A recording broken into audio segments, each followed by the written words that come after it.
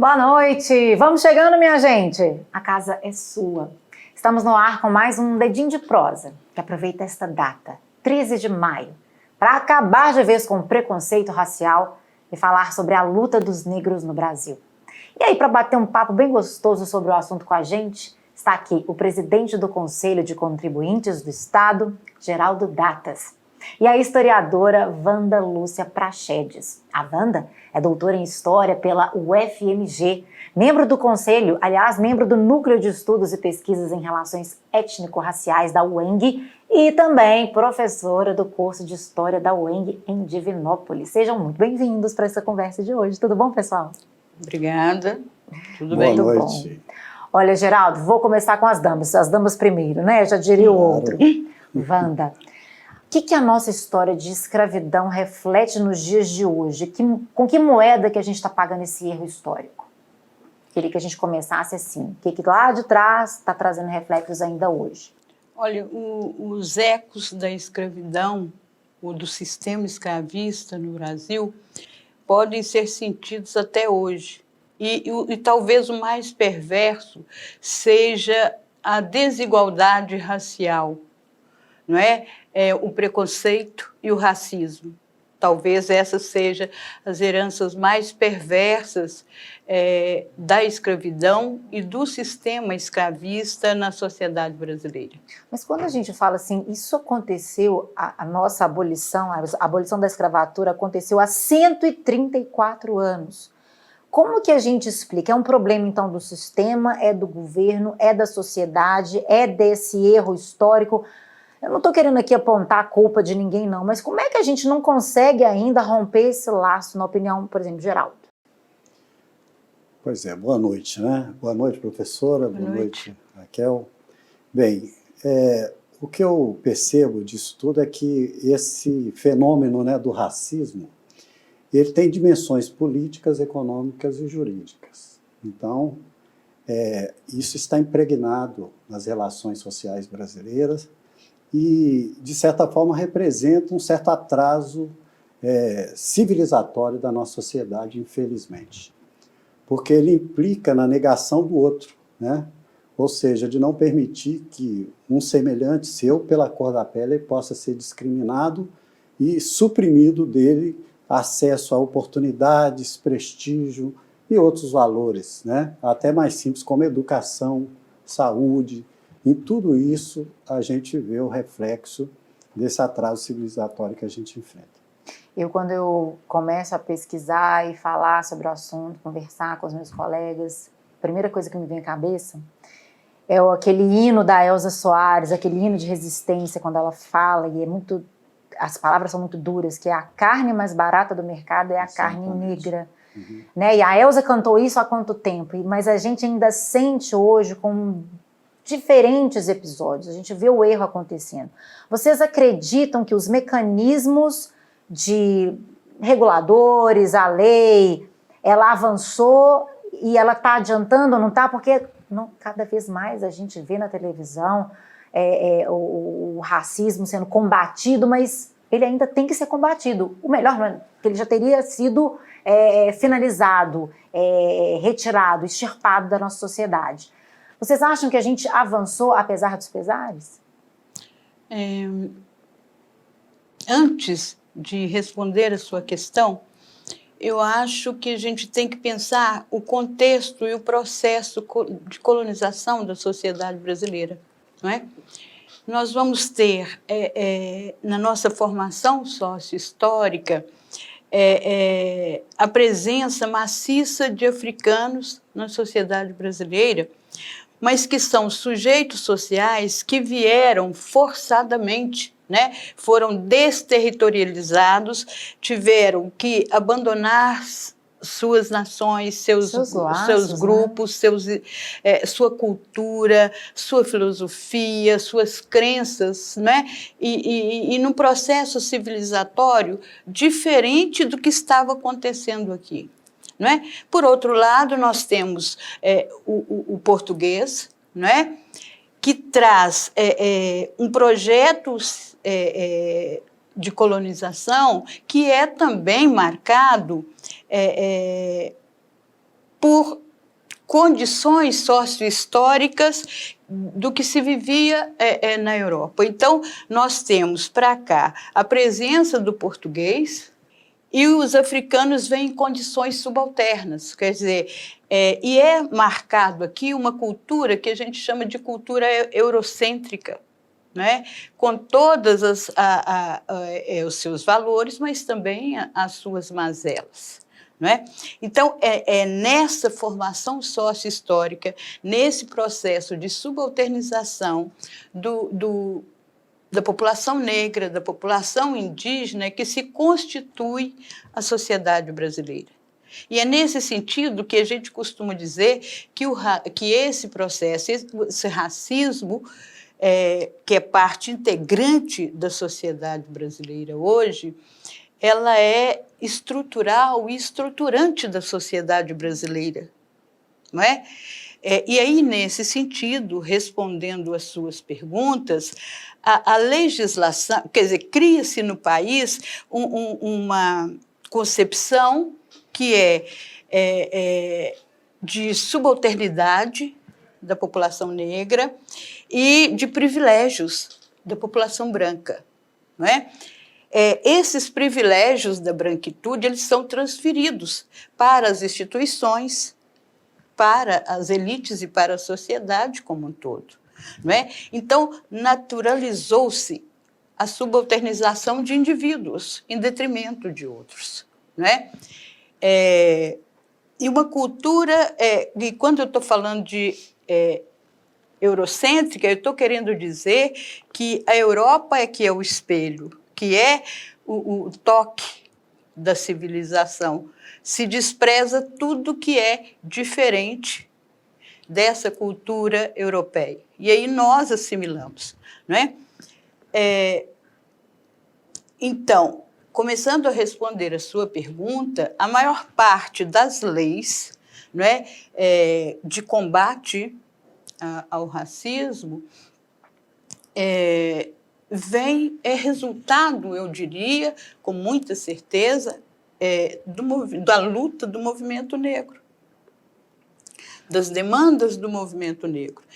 Porque, o senhor Geraldo pode responder melhor, né? Porque a lei ela não nasce do desejo do legislador, ela nasce de demandas já existentes na sociedade. Né? E, por isso, a lei é sempre um projeto em disputa de grupos. Né? E, nesse sentido, é que as demandas do movimento negro, as diversas demandas, é que pautaram a agenda política e social nas últimas décadas. E aí, nesse sentido, há as leis, mas há uma mentalidade autoritária que subalterniza a população negra. E isso também é uma questão de mentalidade. Então, do ponto de vista sociológico, olhando para a longa duração, a gente vai entender as dificuldades de se implementar efetivamente as leis se não há o combate ao racismo. Não há punição também, que às vezes eu tenho a sensação, a imprensa dá muito destaque quando acontece algum caso de racismo, né? E aí você vai assistir, olha, fulano, chamaram a polícia para ele porque ele foi racista com uma pessoa e tal. O que aconteceu com esse fulano?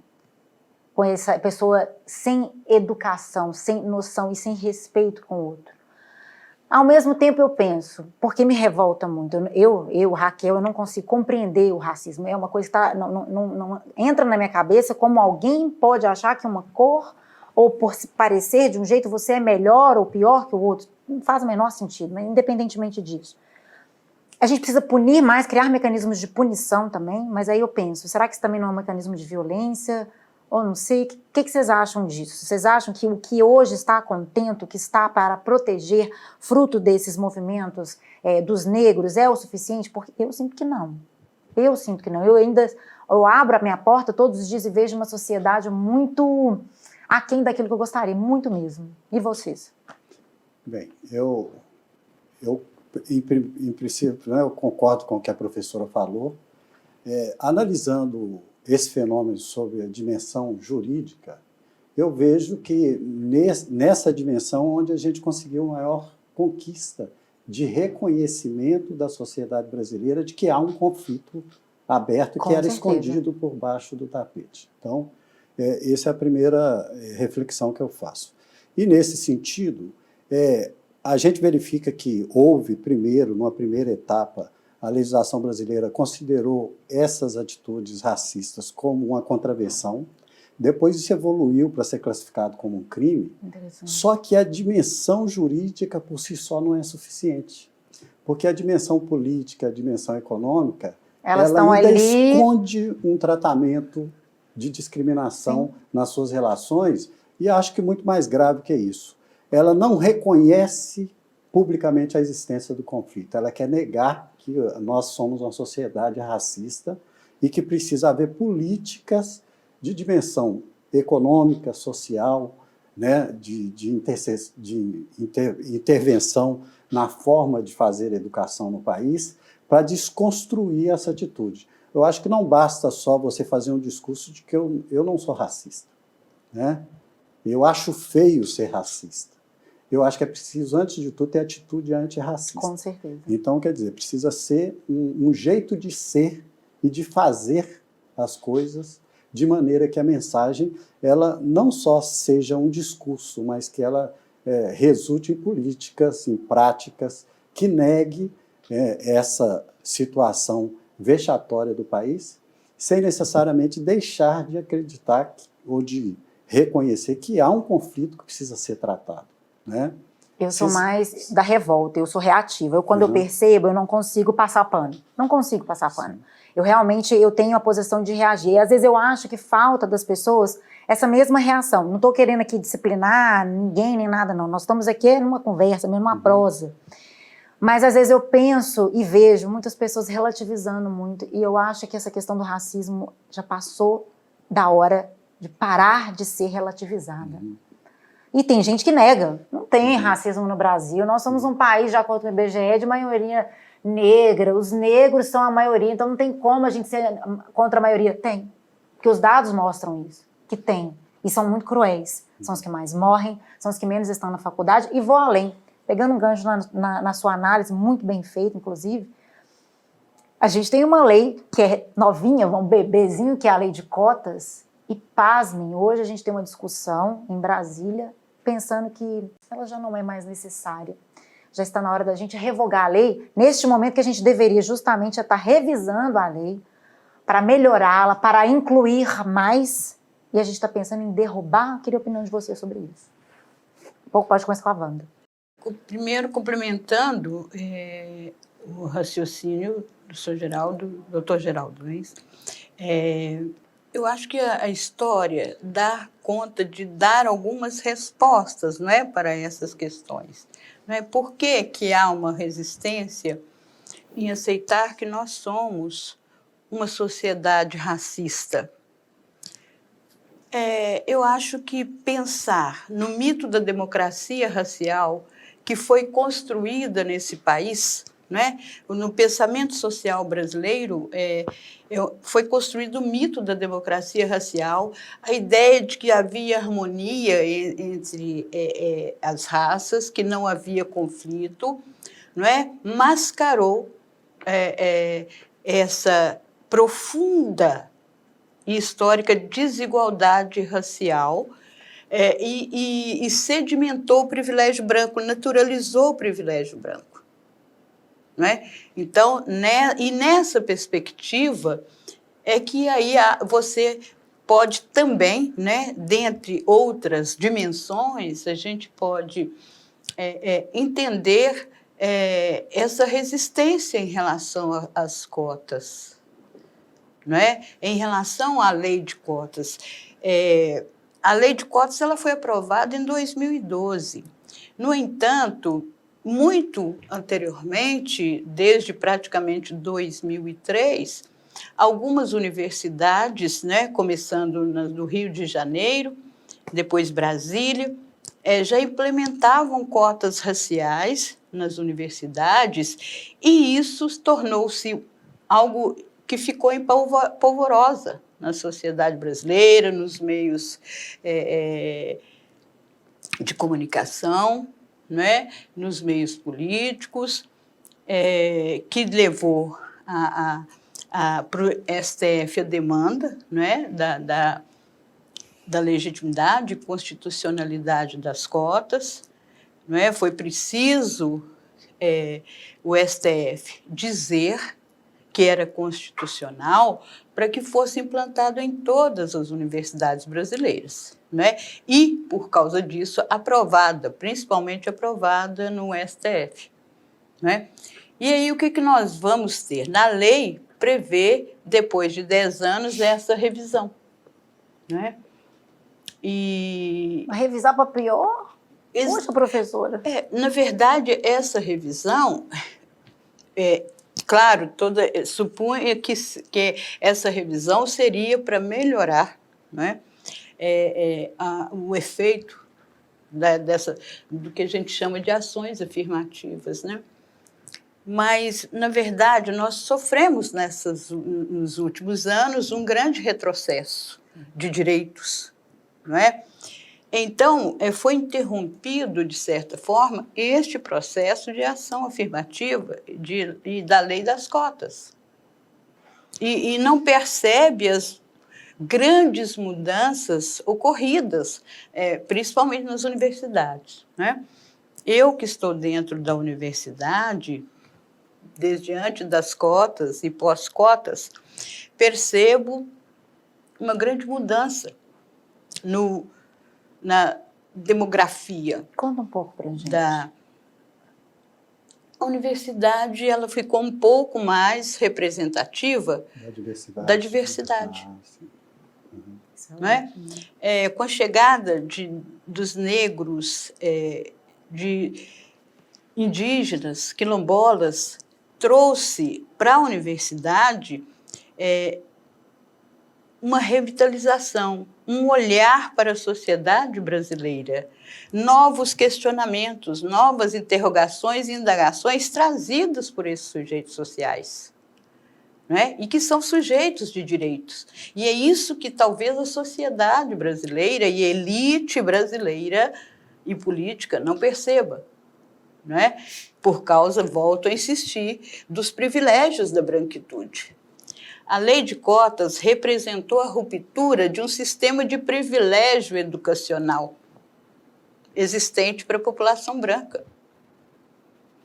E, diferentemente do que era argumento, que cairia os índices de avaliação, houve um crescimento.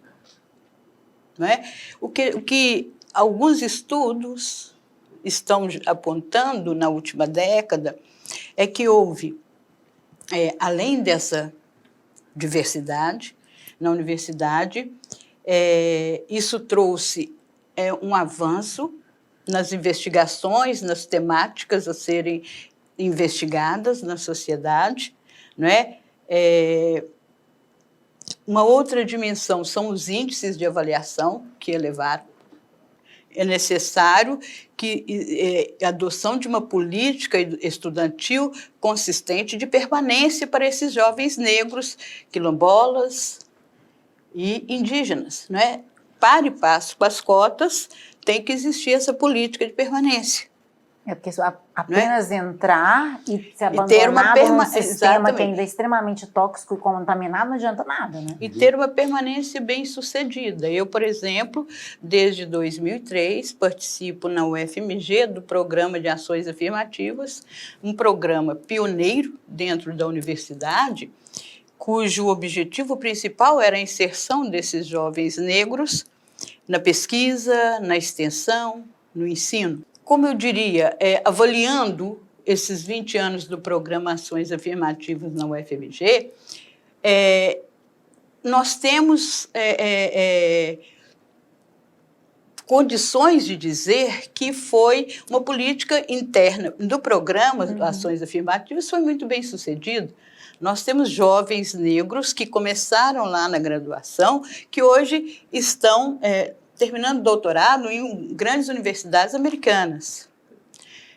Nós temos jovens em várias partes do Brasil e do exterior, já colhendo os frutos dessas ações afirmativas, né? Sem contar o avanço na produção de conhecimento do campo. E com um olhar de uma parcela da população que traz mais reflexo para a nossa realidade e para que a gente corrija esses erros históricos, né? Do que alguém que vai falar em nome de quem é negro. Essa revisão, como é que ela passa para você? Você que é um auditor fiscal, presidente do Conselho de Contribuintes do Estado de Minas Gerais, quantos outros poderiam estar ali do seu lado? E eu queria também que você falasse dentro mesmo da Secretaria de Fazenda. É um reflexo do que está colocado hoje, do que está posto hoje, a falta de representatividade. Esse é um aspecto assim, curioso e preocupante, né, desse fenômeno, que ok, tudo bem, a gente conquistou uma iniciativa no sentido de tentar promover o acesso dessas pessoas a uma oportunidade que pode lhe promover uma ação de ascensão social, mas, ao mesmo tempo, a gente não cuidou de criar políticas que dessem para essa pessoa condição para ele permanecer, como a professora pontuou. Porque, na verdade, o acesso por si só não é suficiente. A gente precisa saber de onde vêm essas pessoas. Essas pessoas vêm de famílias, que muitas vezes ele é um arrimo de família, de fato, em que ele, às vezes, a mão de obra dele faz diferença. Se ele abandona essa atividade para ir estudar, faz diferença, né? Faz falta para a família.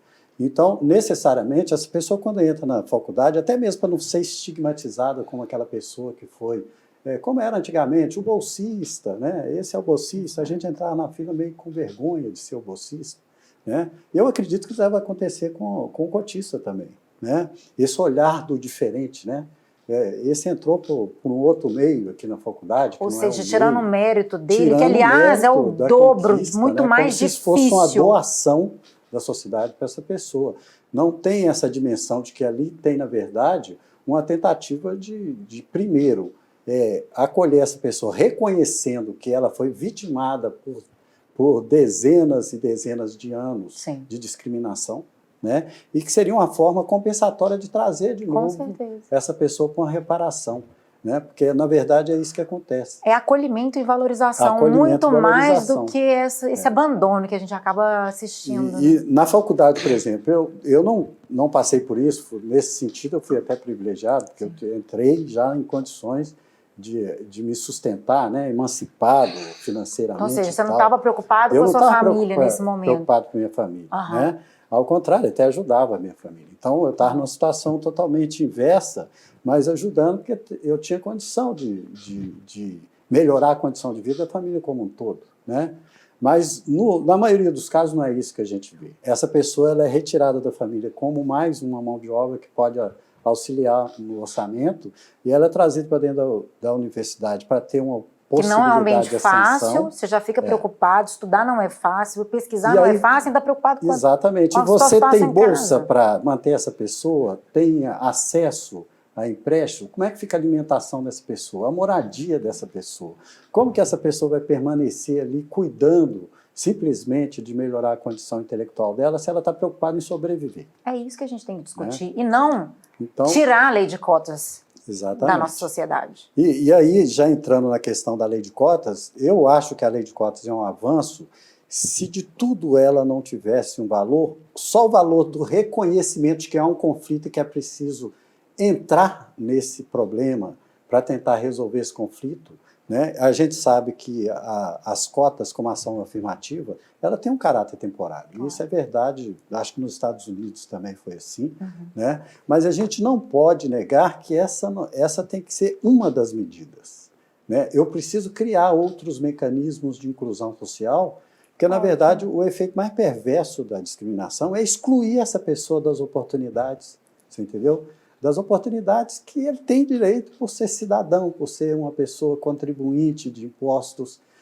Ainda mais num país como o nosso, onde os impostos, a maior carga tributária é Tá de em cima imposto de justamente quem indireto tem de tudo menos. que ele consome, essa pessoa é uma consumidora. Como consumidora, ela é uma pagadora de impostos e de maneira perversa, Injusta. desproporcional. Cruel. Né? E, nesse sentido, ela não tem a retribuição que a sociedade deveria dar para ela, que é pelo menos reconhecer que ela foi suprimida das oportunidades. Verdade. Né? E esse é o grande desafio que eu acho que a sociedade brasileira tem, de primeiro entender de onde essa pessoa vem e por que esse tratamento de inclusão precisa ser uma situação de emergência no país, para tirar o país dessa situação. Né? E até do ponto de vista econômico, gente, é uma mão de obra que, bem trabalhada, ele ajuda o país a crescer. Com certeza. Né? A gente elimina um viés que é conhecido no mundo inteiro do país mais desigual do mundo.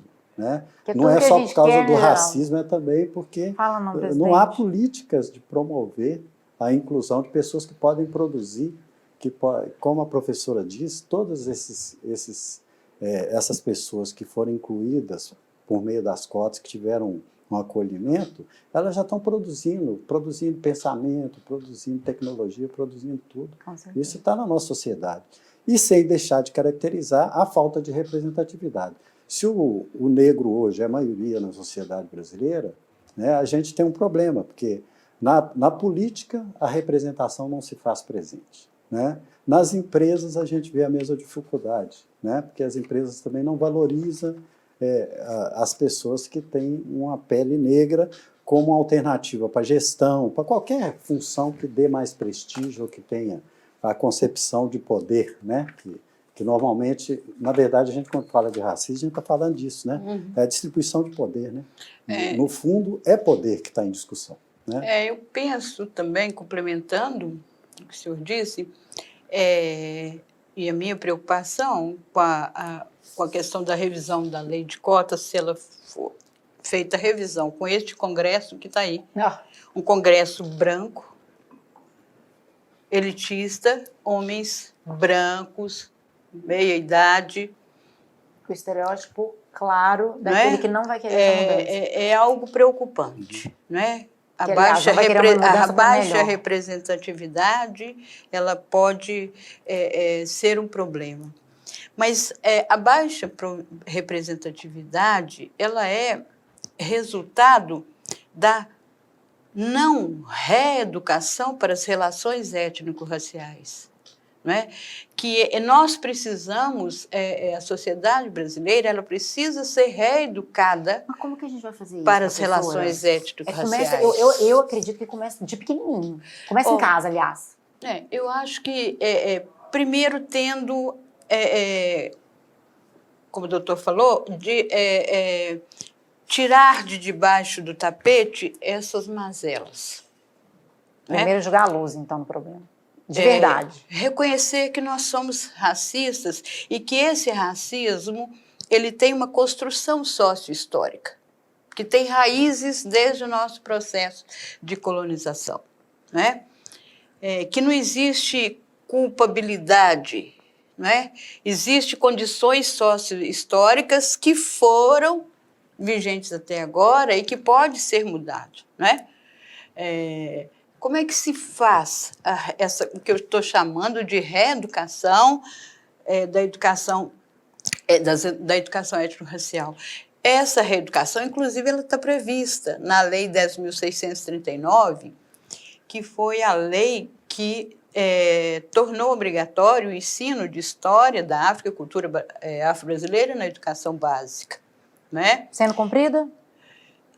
Em parte.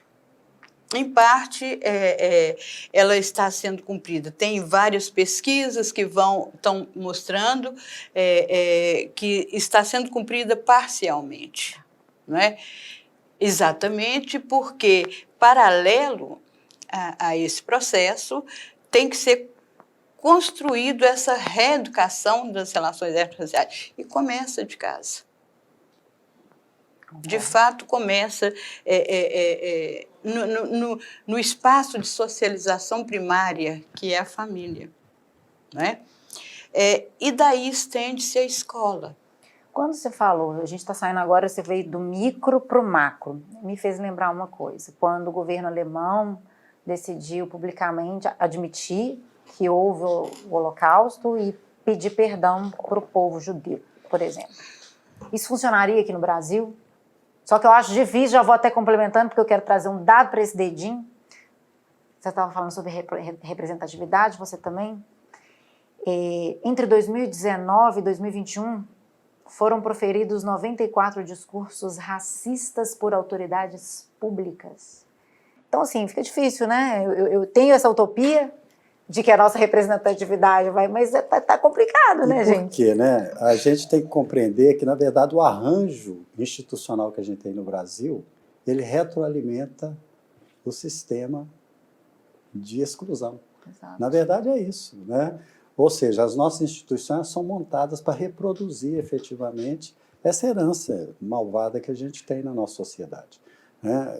A falta da participação do negro na definição da prioridade de políticas implica necessariamente em você manter o status quo, né? A situação do jeito que ela se apresenta. Então, é fácil eu dizer que não sou racista, mas qual a atitude que você tem perante o racismo? Como mudar isso? Primeiro, você tem que reconhecer efetivamente a existência do conflito. Sim. Reconhecer somente não é suficiente também. Você precisa ser capaz de produzir um debate público sobre esse tema. Nesse sentido, eu acho que se a autoridade fizesse isso, ao contrário de a gente ter um presidente, por exemplo, que faz um discurso exatamente diferente disso, no sentido exatamente oposto, né, que, de certa forma, fomentam uma certa autorização velada para que todos os demais possam se comportar da mesma maneira, a gente pode ver que, nesse governo, aumentou os casos de violência física contra o negro. Né? E eu não estou dizendo aqui que a lei ela não produz efeitos. Ela produz, na minha opinião, se ela for aplicada corretamente. Mas quando um juiz, por exemplo, ele recebe uma denúncia de racismo e ele desclassifica esse racismo para uma outra figura jurídica, né, que representa simplesmente uma violação de dano moral, por exemplo, ele, de certa forma, está contribuindo com o sistema peso da lei para ele tirar o peso dessa lei e dar o tratamento de crime imprescritível que representa o racismo. Né? Não imprescritível é muito grave, então vou desclassificar isso. E aí a lei não adiantou nada. Aí a lei, de certa forma, perdeu o efeito coercitivo dela. Eu não tenho dados estatísticos, eu não sou estudioso do assunto, mas do que posso ler, a gente vê algumas iniciativas esparsas, tentar criar diversidade dentro da empresa. Sem uma coordenação e sem efetividade, justamente porque ela começa em E não é sistemática, ela é casuística, às vezes. E o status quo também está ali para É porque o poder econômico identificou que aconteceu um episódio que pode, de certa forma, macular os efeitos do lucro que ele pode ter no futuro, e ele age por reação. É uma atitude reativa, ela Casos não é como proativa, de uma grande empresa que né? é francesa, que está no Brasil, de supermercados, que tomou uma atitude só depois que um caso ocorreu debaixo do seu nariz. Né? E aí vamos dar uma resposta à sociedade, porque o nosso lucro pode ser reduzido em função disso. Né? Ou seja, uma atitude reativa, não é que ela não contribui para desestruturar esse arranjo que a gente tem e que é perverso na vida de quem sofre essa discriminação. Eu só gostaria de complementar que eu acho que um dos caminhos é a reeducação das relações étnico-raciais. Por que eu insisto nisso? Porque essa reeducação implicaria, inclusive, de colocar para o debate o privilégio da branquitude. Se não discutirmos os privilégios da branquitude e reconhecermos que a população branca ela tem privilégios... Professora, quando você pega uma pessoa que é branca, meia-idade, homem, com certo poder aquisitivo, ele não se sente assim, ele simplesmente não quer ter esse tipo de conversa com a gente. Parece que dá vontade, às vezes eu penso que só sacudindo essa pessoa assim, é muito difícil de tirar essa cristalização desse pensamento, ele não se acha privilegiado. Porque para isso ocorrer, é preciso fazer aquilo que nós chamamos de deslocamento epistemológico. E se colocar no lugar do outro e perceber, de fato, que existe esse privilégio. Ponto. Constatou-se o privilégio, e onde há privilégio, à construção da desigualdade. Não é? Então, e isso é fundamental, essa discussão, pôr no debate o privilégio da branquitude. E acho que a outra questão é também que esse debate se espraie na sociedade como um todo, não é? Inclusive modificando essa prática discursiva. Porque não adianta modificar comportamentos se você não muda também a prática discursiva. Se eu tenho tolerância com piadas, com xingamentos racistas, e se eu não tomo providência, se cada um de nós não tomarmos providências naquele momento, a gente vai simplesmente fazendo vista grossa, naturalizando, né? Professora, o nesse fenômeno. sentido, você acha que as redes sociais podem ajudar? Claro, eu vejo, por exemplo, o papel hoje das mídias negras, da ampliação dos coletivos, da importância dos coletivos de mulheres negras, também, né? Então, né? De jovens negros atuantes. Eu confio na rapaziada. Muito bom. Né? Legal. Eu acho que é aí que é o grande tchan da mudança, porque essa rapaziada que está na universidade, eles estão construindo coisas novas. E as mídias poderão dar visibilidade a isso. Eu penso que sim, né? Eu acho que isso que a professora falou é muito importante. A gente precisa entender que o que está por trás realmente são privilégios. E privilégios conferidos a uma classe apenas. Classe apenas, né? É o efeito de excluir a pessoa das oportunidades, né? Criando desvantagem competitiva, inclusive, porque não é só dizer um não, né? Assim, criar obstáculo para a ascensão dessa pessoa a essas oportunidades. Isso que é o mais preocupante. Porque se fosse simplesmente uma negativa, né, básica e tal, mas não é. Uhum. Ela é ostensiva, porque ela impede o acesso da pessoa, ela cria um obstáculo que, para a pessoa, ela precisa ser um super-humano, né? Ela precisa ser... Eu, por exemplo, seria visto como herói por conseguir as coisas que eu conquistei na minha vida, e eu não vim de uma família rica. Minha família era uma família eu tenho pais pobres, semi-analfabetos e tal, né? Mas sou visto como herói, não era para ser assim, eu sou uma pessoa comum. Sim. Né? É preciso saber o esforço que eu fiz para superar essa desigualdade toda e, de certa forma, conseguir ocupar um espaço de reconhecimento. Né?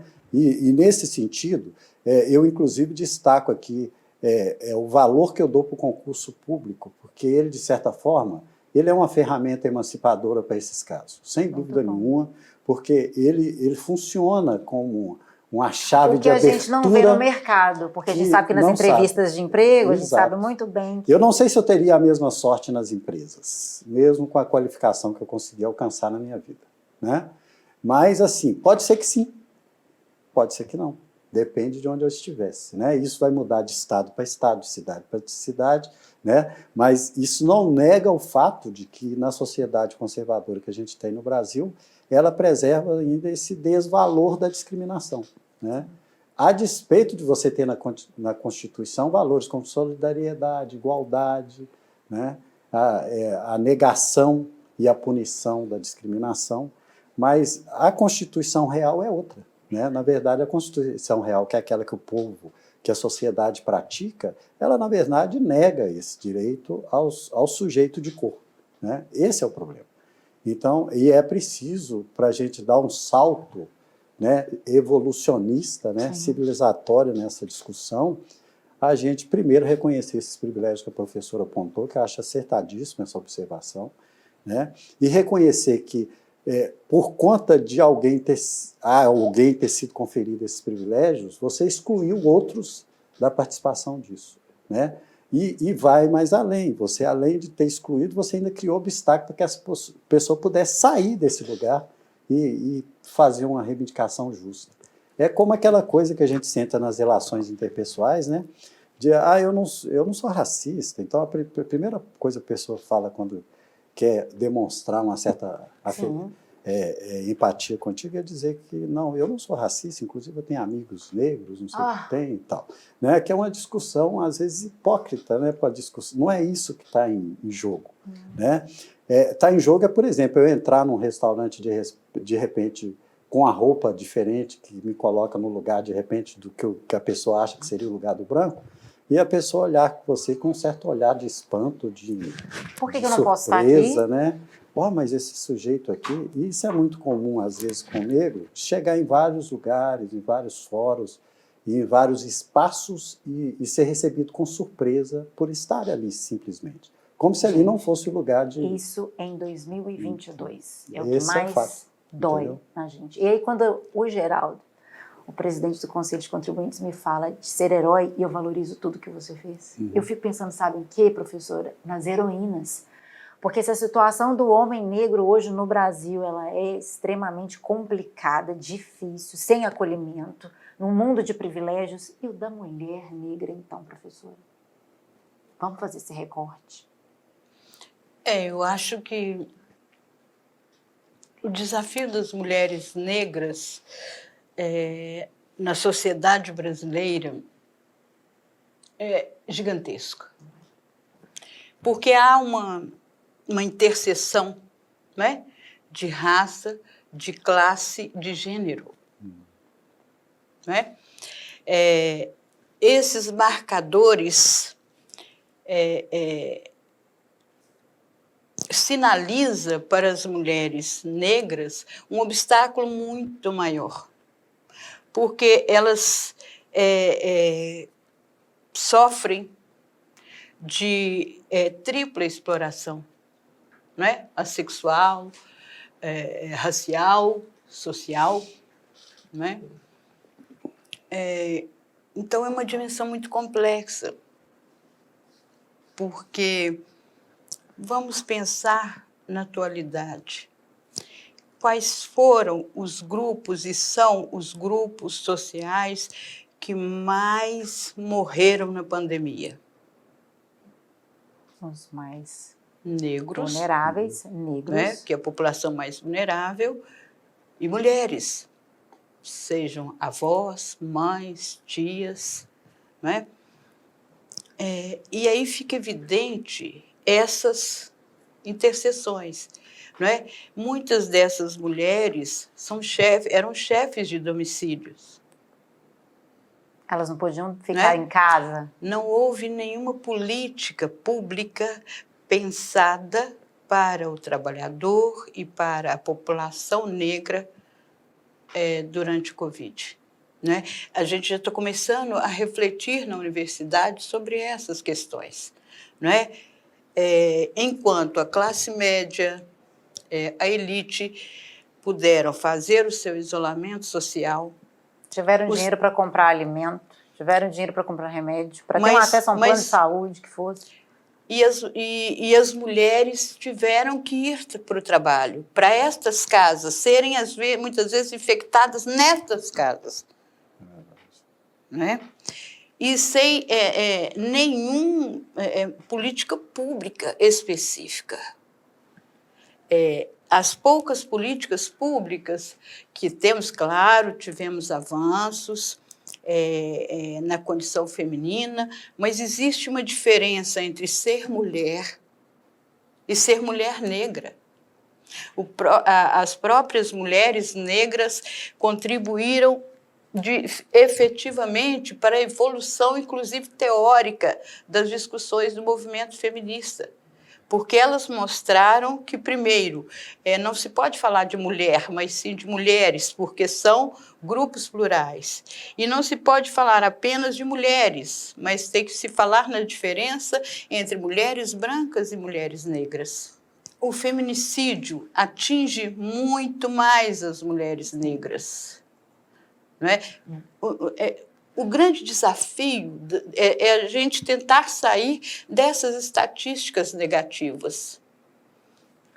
E, ao meu ver, né, há coletivos femininos, negros, belíssimos, com trabalhos fantásticos de tentativa de mudança, mas precisam de mudanças estruturais. Né? Então, eu fico pensando que a luta das mulheres negras é tentar construir um novo marco civilizatório, um novo pacto civilizatório para romper com essa nossa sociedade que, além de racista, é machocêntrica. Não é? E basta ver a luta das mulheres negras para construir, não é? E se instituir como sujeitos de direitos numa sociedade como a nossa, principalmente sofrendo os retrocessos que nós estamos vivendo desde 2016. A gente vai começar a caminhar para o final desse dedinho de prosa e eu quero propor um exercício para você que está em casa e para os nossos convidados também. Daqui a 10 anos, se a gente continuar do jeito que a gente está, onde é que a gente vai chegar quando a gente fala de racismo? E para não chegar nesse lugar, se vocês concordam comigo que falta muito ainda a ser feito, o que a gente tem que fazer para este período de 10 anos daqui para frente, lá em 2032, para ser diferente, para a gente não ter mais que ter uma conversa como essa que a gente está tendo hoje. Começar com Geraldo. Te peguei em Geraldo. Vou dar um tempinho para a professora pensar mais. Debate pronto. Mas veja bem, a minha percepção, né?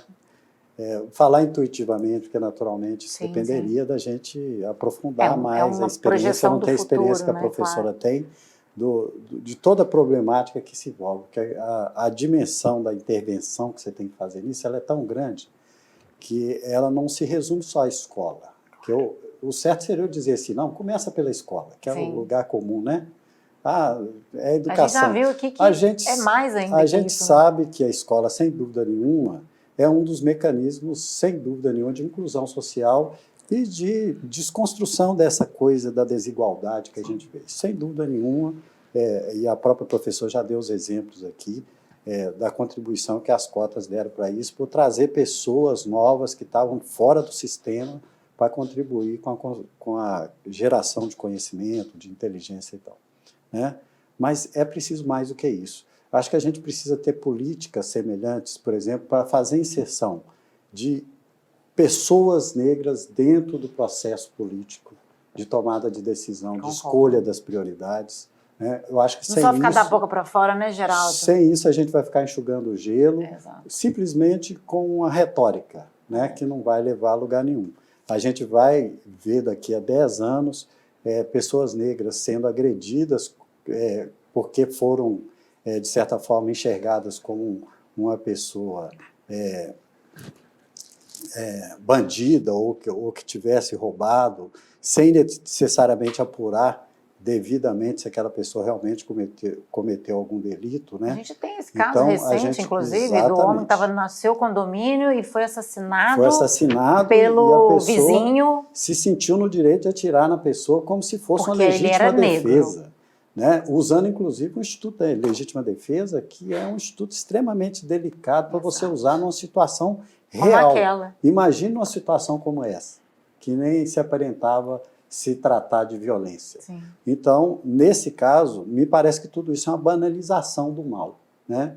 Então, sem mexer na estrutura política, dificilmente a gente vai alterar esse estado de coisa. Outra coisa, uma dimensão econômica também precisa ser trabalhada para você tentar, por exemplo, acolher essas mulheres negras que a professora falou, que nesse estado de necessidade que a gente vivenciou durante a pandemia, elas foram excrescidas no processo, como se para elas não existisse pandemia, né? E na verdade, só você dar para ela um auxílio de alguma coisa não é suficiente, né? Essa pessoa precisaria ter acesso à saúde também, né? E tem acesso à saúde? A gente sabe que não tem. Se tem uma dimensão que você tem dificuldade também, recentemente, só abrindo um parênteses, eu estava vendo nos jornais as mães, na maioria negras, porque era numa periferia de Belo Horizonte, falando da dificuldade que elas estavam tendo para poder levar o filho ao pediatra, né? E algumas estavam ali esperando por 8 horas por atendimento, né? e a criança sofrendo. A gente sabe, todos nós que já tivemos criança, a gente sabe da dificuldade que é isso. É muito diferente do tratamento que você teria numa rede, né, privada ou nos melhores centros, né, da comunidade de Belo Horizonte, por exemplo, onde você teria um acesso, talvez demorado, né, poderia até ser um problema do sistema, não tem pediatra, não tem isso, mas, na verdade, você não tem a política pública para essa população, né, de destinar ou de escolher que a prioridade, de repente, seja aquele bairro, né, onde tem essa pessoa hipossuficiente, né, ou que está, de certa forma, desprotegido. A minha avaliação, na verdade, é que a gente tem um problema da indiferença ou da tolerância com a precarização da vida da pessoa negra. Né? Ou seja, as pessoas estão cada dia mais individualistas. Elas estão mais individualistas, mas há também um sistema que promove valoriza essa desigualdade essa individualidade e trata isso como se fosse uma escolha normal. Não escolher dar atendimento a esse tipo de público e dar atendimento a um outro tipo de público. É o mesmo processo de retroalimentação do sistema, que é perverso, ele é discriminatório e ele é de exclusão. É exatamente porque, dentro da escala de prioridades, gastar com isso não teria verba suficiente. Mas eu posso, de repente, dar benefício fiscal para uma grande empresa que essa grande empresa vai me dar emprego, que é uma grande falácia, a gente pode até discutir isso, a gente sabe que isso não é verdade. Que os benefícios fiscais, verdade, aliás, os benefícios sociais nunca vêm depois de concedido o benefício fiscal. Não vem ele vira só lucro desse investimento. Né? Então, na verdade, por que eu estou tirando esse recurso da população mais pobre para dar para uma determinada empresa que, às vezes, não vai dar tanto retorno de emprego?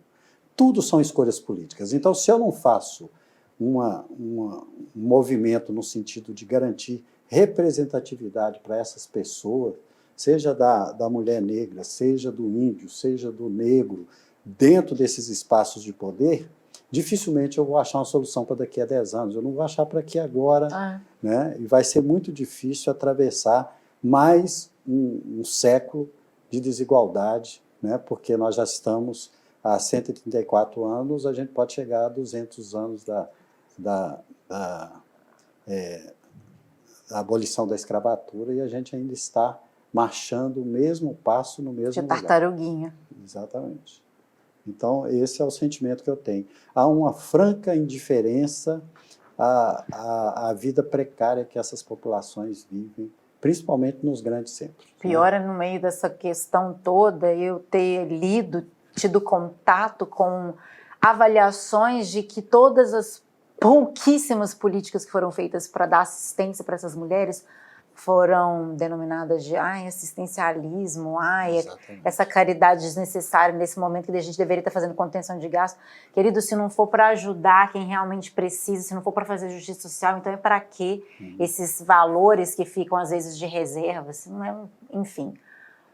Te dei tempo para pensar, professora, seus 10 anos. Estou aqui tentando fazer um exercício projetivo, né? Mas temos que partir do agora, né?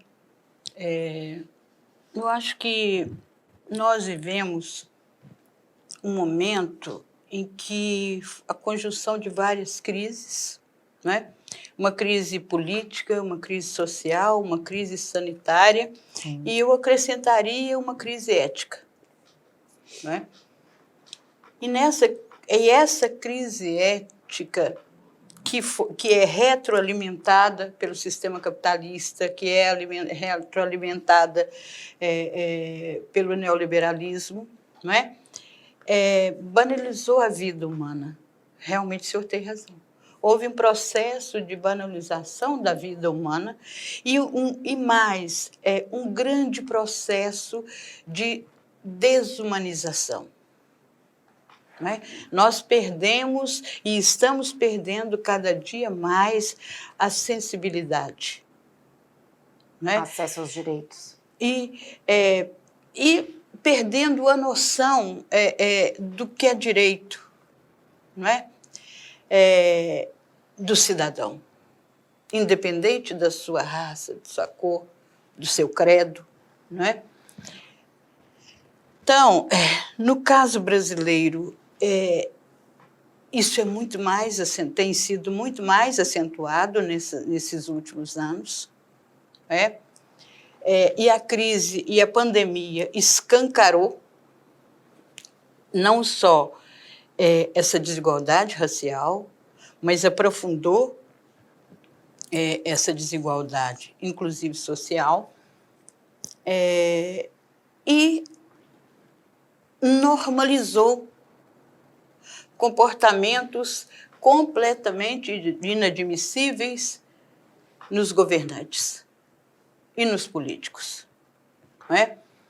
O resultado disso é um despreparo das forças de segurança pública acentuadíssimo, e o resultado mais imediato disso é a morte de muitos jovens negros e crianças, né, vítimas desta violência policial, as mulheres, né, vítima desses tipos de violência e, além disso, a violência doméstica. O padrão que nós temos hoje é de dizimar a população negra. Essa é a realidade, né? Por mais que se resista, né? Como dizia Conceição Evaristo, né? Combinaram de nos matar e nós combinamos de viver, né? Então, essa tem sido a dinâmica da população negra. Agora, pensando 10 anos para frente, se não mudarmos o governo que está aí, que não é comprometido com o povo, não estou nem dizendo só com a população negra, não tem nenhum compromisso com o povo que o elegeu. Se não mudarmos esse legislativo que está aí e conseguir um legislativo que pelo menos represente parte da população brasileira, se não fizermos, se não recuperarmos o papel do Estado como indutor de políticas públicas, de democracia, né? Porque o Estado não está, né? A sensação às vezes que eu vejo que não está democrático. Exatamente. E nós precisamos recuperar, inclusive, a frágil democracia. Que está em agonia. Em agonia. Diante dessa perda de humanidade, nós não estamos percebendo que estamos mais do que ladeira abaixo, nós estamos à beira de um abismo. Então, por isso que eu digo que eu acredito na juventude. Eu acho que é deles que tem que partir o maior grito de revolta, né? de mudança social. E para mudança social, e romper com esse ciclo histórico de desigualdade racial, o Estado tem que ter outro papel. Não é? Então, há que ter uma mudança nas instituições, não é? Para romper com esse ciclo que promove e retroalimenta o racismo estrutural, não é? O racismo institucional, e que permitam às pessoas conviverem num espaço que seja de maior equidade e justiça social. E isso não pode ser uma utopia, isso não pode ser um discurso. Tem que ser assim. Não é? Isso tem que ser projeto de vida. E acho que cabe também a nós, né? Você mais jovem, mas no meu caso especificamente um pouco mais experiente, ajudar essa juventude a dizer que eles são o motor dessa mudança, não é? E isso precisa começar também nas nossas casas. Então, há que ter uma mudança, senão os jovens negros, a população negra vai continuar morrendo. E o que a gente não quer. Não é? Vocês fizeram esse exercício e eu posso trazer uma boa notícia. No que depender da associação, dos funcionários fiscais do Estado de Minas Gerais e dessa rapaziada, né, desses jovens, né, que estão usando muito bem a sua voz, os mecanismos e as ferramentas que eles têm, é que a gente busca e luta muito por justiça social, por distribuição de renda, por uma reforma tributária que corrija essas questões, por mais inclusão, mulheres, negros, indígenas, todos que devem fazer parte desse processo democrático. Então, eu posso dizer que a gente vai dar trabalho nesses 10 anos para quem quer tentar nos matar, quem combinou de tentar suprimir e calar essa voz de pluralidade, uma voz democrática. Então, eu termino esse dedinho de prosa hoje, então, apesar de um assunto muito denso, cruel, e a gente sabe que a nossa realidade é cruel, e quem nega isso, pelo amor, não dá nem para começar a conversar, mas enfim, temos que dialogar até com quem está negando o óbvio. Mas a mensagem que eu quero deixar é de positividade, porque a gente vai dar trabalho para esse status quo, e eu conto com vocês. E eu acho que eu já contei a partir desse momento, que é o primeiro passo que a gente está dando aqui para unirmos forças, para melhorar esse país, e para que daqui a 10 anos a gente esteja comemorando tanto de conquistas que a gente vai ter alcançado. Quero te agradecer demais. Geraldo Datas, Wanda, muito obrigada também pelo carinho, por estar aqui com a gente, por falar desse assunto nesse dia 13 de maio. Muito obrigada. Eu que agradeço, né? Para mim foi uma honra poder participar desse debate. É um debate importante, né? Emergente, assim, que ele está na ordem do dia, né? Justamente. A gente tem que parar para refletir sobre isso e saber em que a gente pode contribuir. E a mensagem que eu deixo é o seguinte: a gente não pode desistir, a gente tem que perseguir esse propósito, resistindo, persistir e lutar. Bravamente. Não é isso, professora? Eu queria agradecer, né, a oportunidade de estar aqui aprendendo também, né, um pouco mais e de debater essa questão que, para mim, é uma questão muito cara e muito importante, né? Tanto do ponto de vista pessoal, quanto do ponto de vista profissional, como historiadora, como mulher, né? Que tem uma família de origem negra, né? Então, é importante. Né? Obrigada. Obrigada a você mais uma vez. A gente vai mudar isso, eu tenho certeza, com essa colaboração, com essa vontade de mudar. Porque na hora que as pessoas perceberem que é por aqui, por essa conversa que a gente teve aqui hoje, é que a gente vai mudar esse país, vai ser muito melhor, é que a gente vai fazer a diferença. Obrigada, gente. E claro, obrigada a você também que está em casa, que acompanhou esse bate-papo com a gente. Eu te espero, a gente te espera, a FEM que te espera no próximo Dedinho de Prosa. Uma boa noite e até a próxima.